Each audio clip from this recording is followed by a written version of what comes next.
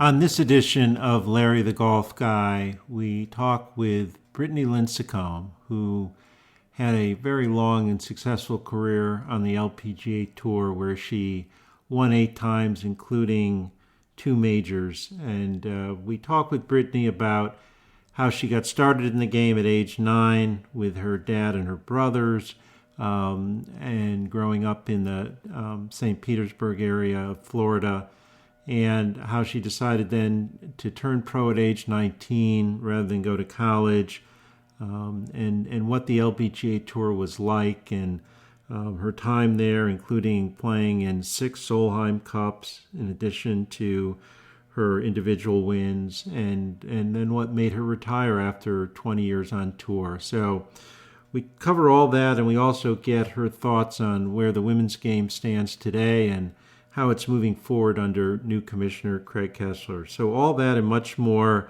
with LPGA star Brittany Lincicome up next on this edition of Larry the Golf Guy.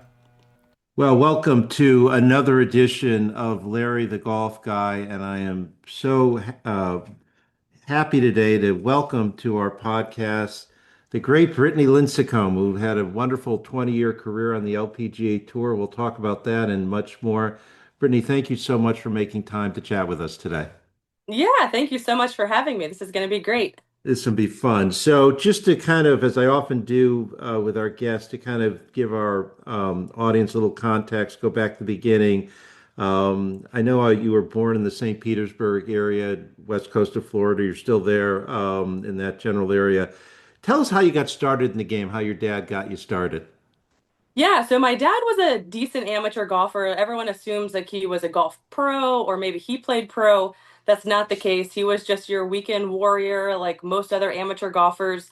And I had two older brothers. They're 13 and 15 years older than me. So they would kind of go and play. And I said, hey, like, I want to try it. Like, I just wanted to be with them. I wanted to be with my family and hang out with them. So we had this great par 3 golf course that was lit at night. So it was kind of a family thing where we would have dinner and then we would go there, play a few holes. Every hole was under, I think, 100 yards. So it was like a perfect spot for a junior to like learn how to play. And it just kind of evolved from there. It started really slowly where, I was trying to beat my brothers, and then we tried to, stay in our area of Pinellas County and try to beat the kids in Pinellas County. And then we went to Tampa, and then, it just kind of escalated from there, I guess. But it was just I love to be with my family and be with my brothers, and it turned into something very special. So you were what, 9, I think, when you got started around then? Is that how old were you? Or 9, yeah, which in yeah. my generation is like very normal. 9, 12, 13. Nowadays, I mean, Tiger shifted the whole game. Now kids are starting at 2 and 3 years old, which really blows my mind. Yeah, you and me both. It's funny. I mean, obviously, I never achieved what you've achieved in the game, but I was 9 as well, and a little older than you. But yeah, that I totally agree. It's crazy how young people are. So, talk about how you sort of your junior career a little bit. Was there a particular coach you had that sort of helped you kind of develop? Obviously, you developed, and played in a lot of, I know, AJGA events and stuff. But kind of how did you sort of develop as a junior player? Yeah, I had a couple different coaches. My first two were a woman, Pat Shriver is her name now, and Daryl Spellich here locally. And then Matt Mitchell is a gentleman who actually is still here locally who really helped me get to where I am now. I took lessons from him for probably 9 years straight. Oh, wow. And he was phenomenal. He's still in the area, still coaching a lot of kids, which I love to see. But he was definitely, instrumental of getting from, high school golf into my pro career. And actually, once I stopped with him, probably like oh 04, oh 05, like right when I turned pro, like I'm a field player, so every time I go for a lesson, you kind of hear the same things over and over again. So I was like, okay, I'm just gonna take a break and see what happens. And but he was super helpful getting me on the tour, and then I haven't taken a lesson since let's say oh 05, which is everyone thinks Wow. is really crazy. I knew that Wow, was gonna that's blow your mind. amazing. And I mean, it's funny because you know this, but everyone now not just have coaches. There's like a whole team, right? Oh yeah, The short game coach, the yeah. mental coach, the nutritionist, the whole 9 yards, right? Oh yes, when I see Nelly Korda come into the range, she has a few people following behind her, which, hey, that that definitely helps some players. Some players need to hit balls. I see even to this day, if Julie Inkster still tees it up in a golf tournament, she is on the driving range for what seems like 8 hours at a time. That's just the way she needs to do it.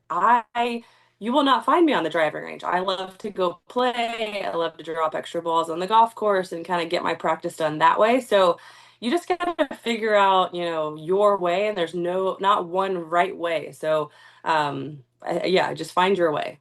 Yeah, no, that totally makes sense. So, talk about a little bit. I know as you were a teenager, I know I think your parents were both school teachers, if I remember reading that somewhere, or and you were sort of Yep. homeschooled, right? So you were, but you still did Yep. you still Mhm. play on? If I remember what I saw, you still played on high school teams or something? Maybe talk about what that was like.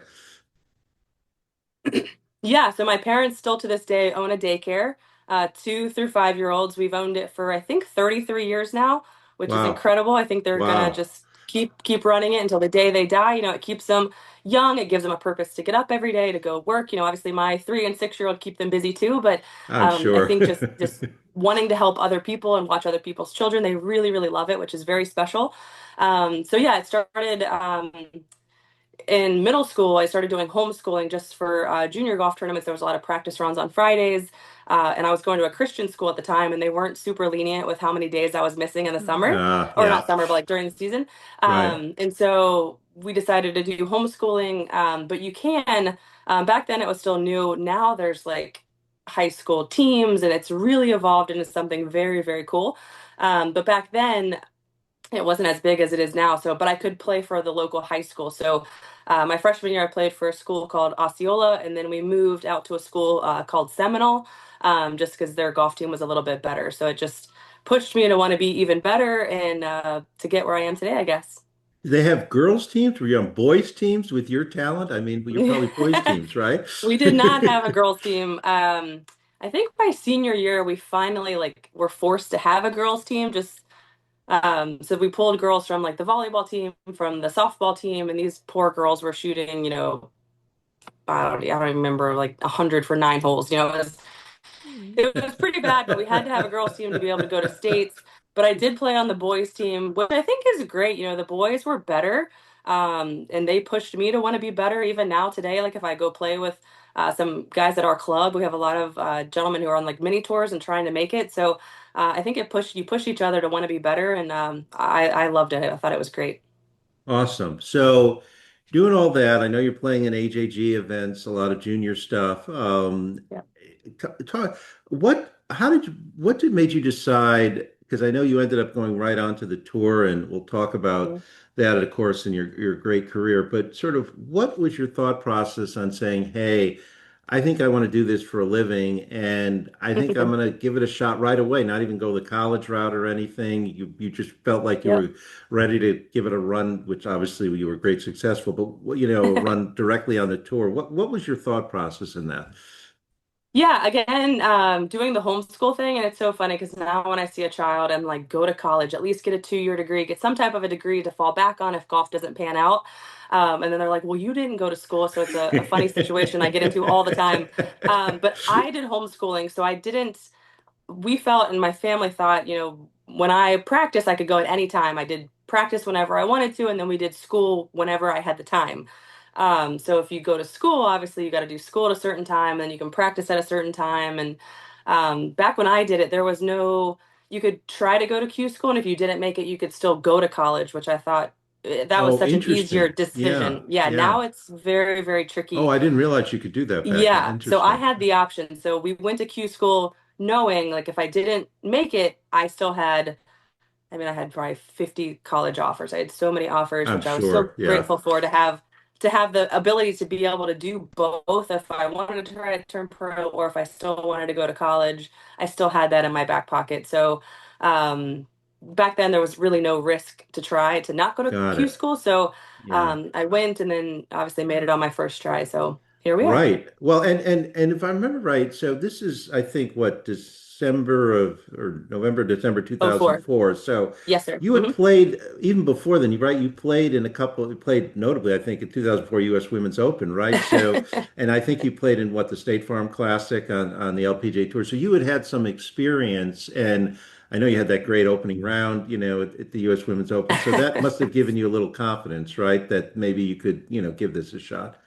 Yeah, it was very exciting. The Springfield event was the only event to give me a sponsor invite, which was I was very grateful for, just to have that experience. And then I got into the U.S. Open in '04 and had the most amazing first round, and then I think I shot 100 the next day. But and I holed out from the fairway from under a tree, and I remember crying walking down the fairway. It was like a special moment. My dad was caddying. It's just a really funny story. But yes, I had two events to kind of figure out like, is this something I want to do or do I want to go to college? And I think we still made the right decision. Obviously, I missed the maybe the partying and the hanging out with kids college scene, but for golf purposes, it worked out pretty well. It sure did. So you turned pro in December 2004. You get your card for 2005, as you say, in Q school. So, you're what, not even quite 20. You're out on the LPGA tour. What was life like for you on the LPGA tour? Was it what you expected? Was it different in any way than you had thought? Yeah, I'm super grateful that my parents both traveled to every event with me, and my dad caddied my first year and a half. I think that is huge for any child, looking to turn pro. If you don't have family support, it's really lonely. Yeah, So junior golf, obviously we played the same golf tournaments year after year. I knew the golf courses, I knew the girls, I knew what to expect. So you turn pro, now we're playing all new golf courses. I'm hitting balls on the range with Annika Sorenstam, Julie Inkster, like women I've only idolized in my right, dreams. right, So right. it's just totally, totally different. Obviously, a lot more travel. Now I'm having to learn how to book flights, book hotels, like, where to eat, all this stuff, trying to figure it out. But I'm so grateful that my parents were able to be with me every single step of the way. Even tournaments now, if it's an event where they can come, they still come after 20 years. So it's just Wow. really cool. And but yeah, a lot of girls, especially foreign girls, come over and they try to make it through Q school, or maybe they make it through Epson and they turn pro. And I think a lot of them don't make it because it's very lonely. And if you don't have a friend out there, you're just kind of eating dinner by yourself every night, hanging out in a hotel room by yourself every night. And it's a very tough life. It's not as glamorous as a lot of people think. But yeah, super grateful to have my family support, even still to this day. And I think that was a reason, definitely a reason why I made it for sure. Awesome. So you're out there, and I was just looking. I've said 8 wins, 2 majors. We'll talk about some of that, but I mean, the first win was interesting to me. So that was at the match play, right, in Hmm. 2006, the HSBC Women's World Match Play. Quite a murderer's row you kind of mowed down there to get that, right? So I think you had Michelle Wie somewhere maybe in the quarters, but then you had Lauren Ochoa, or Lorraine, Hmm. excuse me, Ochoa in the semis. And then you mentioned Julie Inkster, in the finals. Yep. I mean, Yep. what was that like? You're sitting there, what, this 2006, 21 years old. I mean, meeting these kind of legends. What was that? What was going through your mind? And you're trying to get your first win. What was that like for you? Yeah, 2005, I barely kept my card, so I was lucky to even have a card in '06. And I've always loved match play, even as a child. I am an aggressive player. I love to go for the par fives and two, and just take chances. And in match play, it doesn't matter if you make a 10 or it doesn't matter what your score is, you're only one Right. down. So I think that's a great thing about match play. So you can play aggressive. A lot of those matches went extra holes. I felt like a couple of them went 19, 20, 21 holes, which I'm like, oh my gosh, just end already. But yeah, some amazing players coming down the stretch, like you said, Michelle Wie, who was at the top of her game, Lorena Ochoa, obviously on top of the world. And then I joke with Julie Inkster that the only reason I beat her was because we played 36 holes, and I think she just got tired. But I mean, just the list of ladies that I beat that week is very incredible. I did fire my dad after that week. Um, Wow. it's too hard Okay. to have a husband or a parent caddy for you, Yeah. Yeah. because on the golf course, obviously your emotions are high, and so I'll be on the golf course and I'll say things to him that I don't really mean, but I'm just frustrated with how golf is going, and then you got to like go to dinner after and be like, "Oh, I love you." So Yeah. it was just too hard. So, but that was great. Obviously, very helpful to get me onto the tour, how I was doing, and then it was time to hire a caddy. So he says that I got him McDonald's after the round, but I bet I bought him a steak dinner, I think. I love He's it. still That looking for that that 20%, but right, it's that not right to coming. get that percentage of the winnings exactly. I love it. That's great. And it's you had 2 majors. I always want to call it the Dinah Shore. It'll always be the I know. Dinah Shore to me. I Yep. remember, living here in Southern California, going out there and watching a young Michelle Weed play out there. There's so much Hmm. history at Mission Hills, including, of course, the pond, Poppy's Pond, next to the 18th hole. So, Yep. and I know, you were, of course, your nickname's Bam Bam. You hit the ball so far, and that 18th hole with the water in front, par five, kind of an iconic hole. For the LPGA Tour with that tournament being there year after year. You eagled it both times as the 72nd hole Yep. to when you won in 2009, 2015. Tell us about that. I mean, pretty crazy, Yep. right? I mean, I know you hit the ball so far, so you would have a shot to go for it. But what were those Yep. tournaments like? I mean, to get your two majors, in that iconic setting. Yeah, so the first one, your goal, you see a tee moved up in a par five, your goal is just to hit the fairway. So we hit the fairway, and I had some type of a hybrid back then. So maybe it was like relatable to like a 4 iron situation, I would imagine. But it's an island green. You Right. can't see that so much from the fairway. You just see the water in the front. So I was just aiming for the middle of the green. I said, okay, if I could just two putt and make a birdie, maybe that would, just move me up the leaderboard or possibly get into a playoff. So we're literally aiming at the middle of the green. I'm staring it down. I'm like, oh my gosh, I caught it flush. It's going right where I want it to go. I wasn't trying to play it off of the hill that it like went up and came back on. I was just trying to aim for the middle of the green and not chunk it into the water or do something crazy. So it went up to the back of the green, which was inches from going over into the water. Mm. And then it rolled back down to probably 4 or 5 feet. So now I have a 4 or 5 footer for Eagle in 2009. So I'm still pretty young, been on tour a couple years, but my heart rate, I would have loved to have had a whoop back then. Oh my gosh. My heart rate must have been through the roof. My caddy was giving me sips of water. I was high-fiving the crowd when I was walking by, just trying to distract my mind, knowing that I was going to have to make a 5 footer to make an eagle to win a golf tournament. So I just, luckily my caddy kind of just put a good stroke on it. It's all you can do, and it went in. So it was a very, very special moment.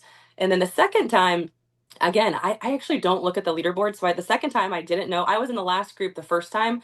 So I kind of knew. And then the second time I wasn't in the last group. So I wasn't sure where I stood on the leaderboard, even though everyone's like, oh, there's a leaderboard to the left. Like you had to have seen it. And I'm like, no, I walk with like blinders on. So I don't see it. So tell me why, just Only interject, trying. why do you do that? Is it just I you don't, just I don't think want it to? just makes me more nervous, and Okay.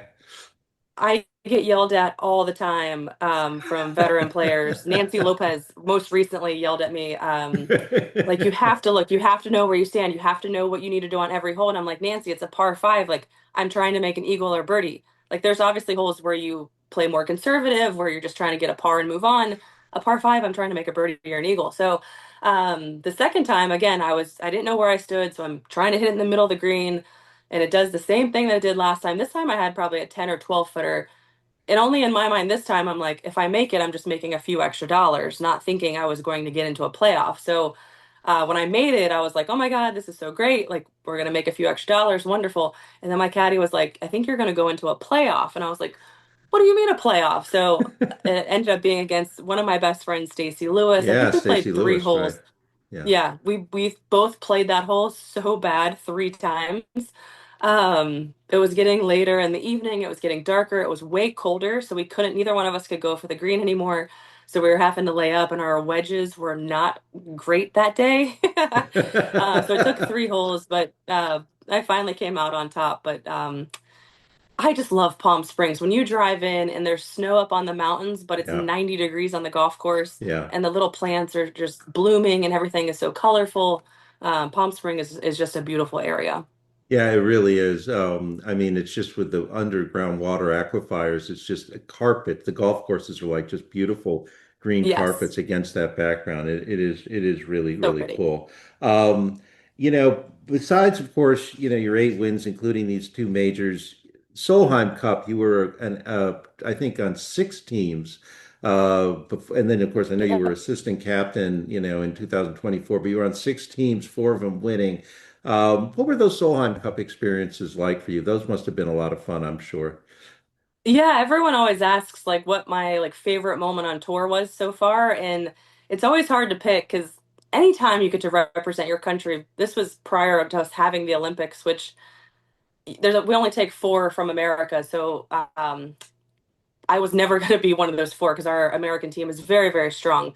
It was a time that I wished I was from like a very small country so I could have gotten in. But so anytime you can represent your country is just an amazing thing. But also winning my first time with my dad on my bag at the HSBC, like them sacrificing everything. So it's a tricky toss up and or a major, that could be up there too. So, but Solheim Cup is just a whole nother, when you're standing over a 3 footer to tie the hole, win the hole, whatever it may be, and the whole entire country is watching you, it's just a whole nother pressure. But it is so cool to put on the red, white, and blue clothes and the face paint and the hair ribbons and just be together as a team because we don't have a lot of team competitions. But to be with 11 other teammates and then your captains, it's something that I will never forget. And I had such a great time being an assistant in 24 and feeling like I was helping the team, get the win. And it's just a cool thing. Yeah, I can imagine. So, you're on there for 20 years. I know you mentioned your daughters, that were then born. I mean, and so um, you sort of decide in 24 that you want to sort of retire. What kind of led that? What was sort of the process? I think if I remember, your oldest daughter, Emery, if I'm remembering the name right, was starting kindergarten. Yep. Was that Hmm. kind of a role in what your thinking was? That you kind of had a taste of that, and you sort of said, "Hey, Yep. time goes by fast. I want to sort of be there for her." But you tell me. So, what was your thought process on that? Yeah, so my best friend on tour is Brittany Lang, and we talk like, almost every day. And her and I had been having discussions all in 2024, like when should I retire? Like how will I know? Like because in your heart as a professional athlete, like I still feel like I have it. I still feel like I can win at Sure, any given moment. sure. But I play golf on Fridays. Like I don't practice anymore. I'm chasing around two children all the time. Like I just don't do what I used to do to be able to win, to be able to At that compete. level, So right, she sure. said, yeah, she said, and the girls are so good now, like you said, with all these extra people and they're practicing every day. So the tour is an amazing spot right now. So I was talking to Britt and she said, "You'll know when you know." And I'm like, "I don't know. Like, I still feel like I got it. I still feel like I want to play." But I knew, like, when my husband and I got married forever ago, that I said when the kids started school, kindergarten, like, it was just going to be too hard to be able to travel, logistically get the kid to school and all that. So we did send her to kindergarten last year. She's now in first grade. So I did sneak out a little extra time. But you're right. When Emory first started, I was probably the helicopter mom where I volunteered at the school for 2 weeks straight during lunch for like 2 hours. Like I would go and help all the classes, pick up the trash and throw it away. So I got to see her for a few minutes. But that made me more excited than the thought of going out and practicing. So I was like, okay, I think this is my moment. Like it's finally like hit me. It was a very strange moment. It hit me in the lunchroom at my daughter's school. And so I knew, November at the Pelican event, that would be my last full season event. So 2025, because I knew I was going to play the Dinosaur, which is now in Houston, Chevron, the right, Chevron. yeah, right. I knew I was going to play that event, so I didn't want to say I'm fully retiring and then show up at the Chevron and everyone be like, "Oh, I thought you retired." So I said I was going to play 5 this year, and I actually ended up playing 6. So I might play just a couple here and there, even in 2026. I don't know. It's hard to like fully shut it down when you've done it for like most of your life. Sure. So the thought of just cold turkey shutting it down, retiring, just walking away, I think scared me more than just saying, "Hey, I'm gonna play maybe 3, maybe 2, however it may be." But I still can play a few and then still be a mom, and it all works out. So how's that been like? So you've had a year doing that. Has it kind of Hmm. worked out well? Do you like kind of the mix that it is? Still have your hand in the competitive arena a little Yeah. bit, but has that been a good mix for you? I've actually loved it. More so, I've been trying to do more like charity fundraisers, go do some charity outings where you can go shoot 100 and nobody cares. You can have a cocktail if you want.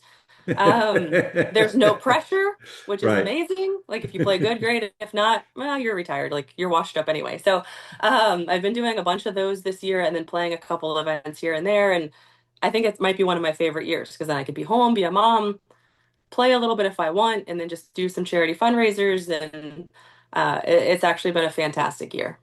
That's perfect. And I want to ask you a few things about the LPGA Tour generally, but before I get to that, I did want to ask you, just going back a little bit chronologically, you're one of the few women who played on the PGA Tour in an event Yep. at the Barbasol in 2018. How did that come about, and what was that experience like? I think you had 71 in the second round, if I remember reading, which is you other Yep. than we mentioned Michelle Lee earlier. Of course, she did that at the Sony way back when. You're the only two women, I think, to shoot under par in a PGA Tour event. But how did that sponsors exemption come about? And what was that experience like for you?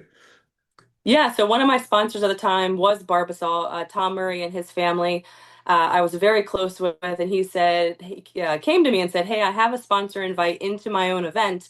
Would you even consider doing it?" And I said, "Oh my Hmm. gosh, like I've always thought about it, or because we have the Valspar at Innisbrook just down the road, Right, and right. I thought I love Innisbrook, I love Copperhead. It's really long, but like I've played there so many times that I was like, I should try to do it here if I were to ever do it." So anyway, Tom came to me and said, "Hey, we have this sponsor invite. We'd like to give it to you." So I talked to my agent, I talked to my parents, I talked to my husband. I weighed all the pros and cons because I didn't want like the negativity, backlash. People on social media can be very Sure. mean. Oh, they sure can. So Yeah. it was a lot of going back and forth of, is this the right decision? Is this the right time? And we said, you know what? Like it's a sponsor invite. I know in my heart it's not taking a spot from the field. A lot of people think when a certain person gets the sponsor invite, they're taking a spot from the field, and it's not. It's the sponsor who's putting up all the money gets to pick one person, whoever that person may be, to play in the event. So, with all that said and done, it turned out fantastic. All the media was so nice. The players were so nice. They greeted me on the range. They said, "It's so great that you're here." They welcomed me. That's great. The first round, I was just so nervous. And they had gotten 4 inches of rain on Monday. Oh, So the golf wow. course played so incredibly long that it was too much to handle. So it was wet. The ball, I was looking for like 30 yards of roll like you see on TV when you watch a men's Sure. event. Right, right, right. It was plugging, the ball wasn't moving. I wore out the woods, but the second day, I was just calmer, less people around, an earlier tee time, and I played really well. So it was just, if I could have just got out of my own way on the first round, just being so like my hands were shaking. I felt like I was going to top it off the first tee. And thank God for that like last little bit of club face under the last groove of the driver, because I think that's where it caught it. After I got that off, I was like, okay, we can go now. So but it Yeah. was a great experience. Happy I did it. One and done. Won't ever do it again. But it was cool. I was happy I did it. Very cool. Very cool. So, I wanted to get your thoughts on sort of, having been out there for 20 years, your kind of assessment as to where the tour stands these days. I mean, we've had, some amazing moments in women's sports generally, over the last year or two. I come from Connecticut, so, and we didn't have a pro team there, and so the Yukon teams, particularly Gino with the women's team, was kind of, has a huge following there, Yep. and we've seen Caitlin Clark, of course, when she was in college, and what that's done for the NCAA women's teams, viewing and stuff. And there's so much talent on, you mentioned on the LPGA tour, you mentioned Nelly, but people like Rose Zhang come out winning their first Yep. tournament, and so much talent out there. And sometimes I sort of feel like I'm not sure. I wonder why it doesn't get more exposure than it does. I have this memory and I follow, I sort of have an allegiance with Stanford, and I know Ann Walker a little bit. And so, people like Rose Zhang and, Rachel Heck, the rest of them I sort of follow, Mega Gane. And I remember when Rose Zhang came out and she was playing, I think it was in the KPMG. It was the one it was at Baltusrol. And I know she's Mm. making a run on Sunday, and I'm trying to find it, on the TV or where I can stream it. And, whereas, of course, the PJ Tour, it's got, you can sort of get that app and get it all the time. So, it seems like that Yep. the broadcast windows are not ideal sometimes. And I just sort of feel like, God, it's such a great product. It doesn't Hmm. seem to sort of get the exposure it should. But anyways, you're a more knowledgeable observer than I am. I'm curious kind of what you think of where it stands and kind of what its challenges are today. Yeah, and it's all such great observations because it's the same on our end. I think people think that we're so different than the men, but we literally can do the same thing. We just don't hit it 350. Um, the short games are the same, accuracy, same. How long it takes to play around a golf, same. Um, yeah, I don't know. I mean, there's so many wonderful up and coming players, so many young players that are playing so well.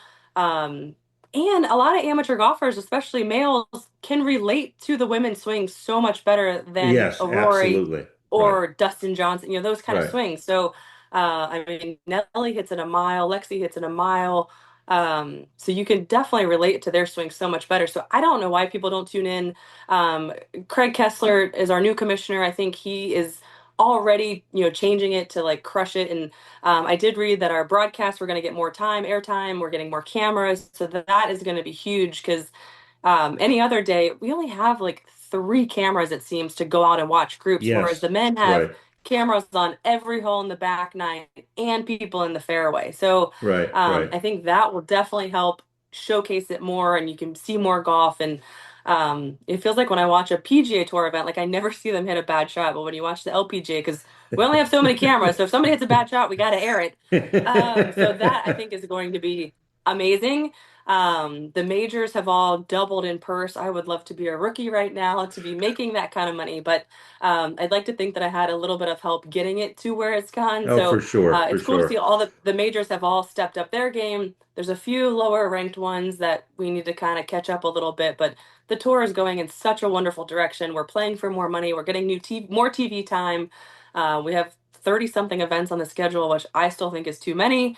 But the girls can play almost every week, it seems, if they wanted to. So I think the tour is in a fantastic spot. It's going in the right direction. There's so many good things happening behind closed doors with Craig coming in and kind of revamping everyone's spirits and getting everyone back on track of trying to build the LPGA and grow it into something even bigger and better. So it's cool to still be a little bit of a part of it. And we have healthcare now. We haven't had healthcare in the 20 years I've been on tour, which Wow, I think really? blows a lot of Wow. people's minds. Yeah. I'm amazed at that. And it figures this categories like 1 to 15, I think, get like full health care, and I'm 16 now, and I'm like, I have fought for it for 20 years, and now I can't even get it. But it's great to see that the girls will have health care, and so it's just little things like that he's already changing that's making the tour so much better. So it's really cool. It's a really great time. Yeah, it'll be exciting. I mean, he obviously, comes from the PGA where he was CEO and so, great experience. And I think he was a great Yep. hire for you guys. And you mentioned the majors. I would also sort of say, of course, Mike Wan, came from, the Yeah. LPGA. And I think it's great the way the US Women's Open, not only the purse you kind of alluded to, but also the venues. I mean, if you look at Oh the yeah. list of venues that the U.S. Women's Open is going to, it's impressive. Yep. We're excited. We're going to have Riviera's right around the corner from where I am here, and so what a great venue, Would right, love for to next play that year. one. The US Open and KPMG have really taken us to some cool spots in the last couple years. So again, even college golf, like I want to go back and play college just to go play Augusta. Like Yeah, well, where how was about that when that, I was a right? And kid? what that's such an interesting thing. That has become such a huge event, right? I mean, Yeah. kudos Yep. to, Fred Ridley and Yes. Augusta for doing that. And Yeah. it's it's so special, right? To be able to sort of I know, Rachel Heck and, Megan, those people, being able to play there is really Yep. cool, right? It's a great Oh, for venue. sure. So. It's still number one on my bucket list. So if anybody out there wants to take me, I'm available. Well, I know you were at Cyprus, right? So you had I know. you've gotten you some good I recent have a tough life. experiences, right?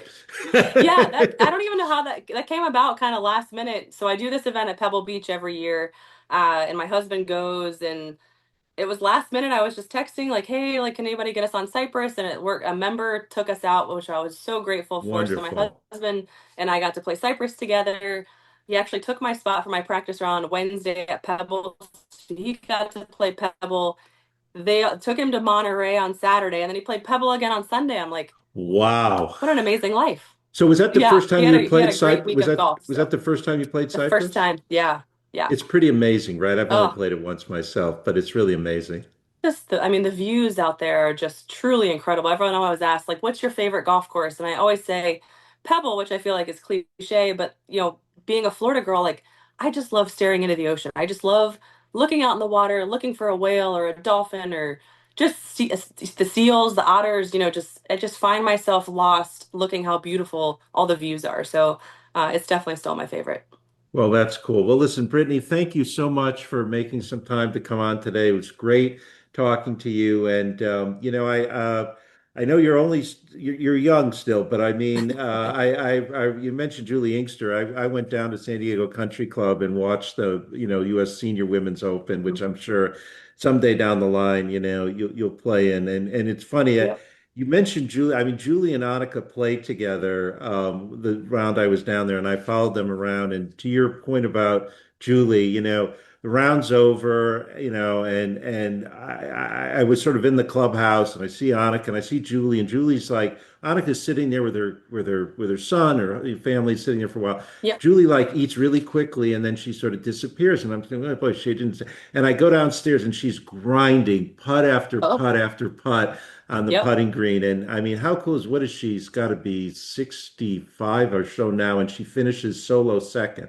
Pretty cool, right? Yeah. It's incredible. I mean, if I died and came back, like I would be Julie. She is the coolest mom. She's at Pebble every year, just having a great time. Her daughters are there, both have kids now. Oh, So it's just wow. so Oh, cool to see right. her interacting now with grandbabies. It's such a special thing.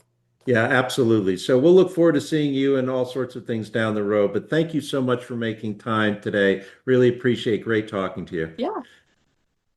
Thank you. You're welcome. Thank you so much.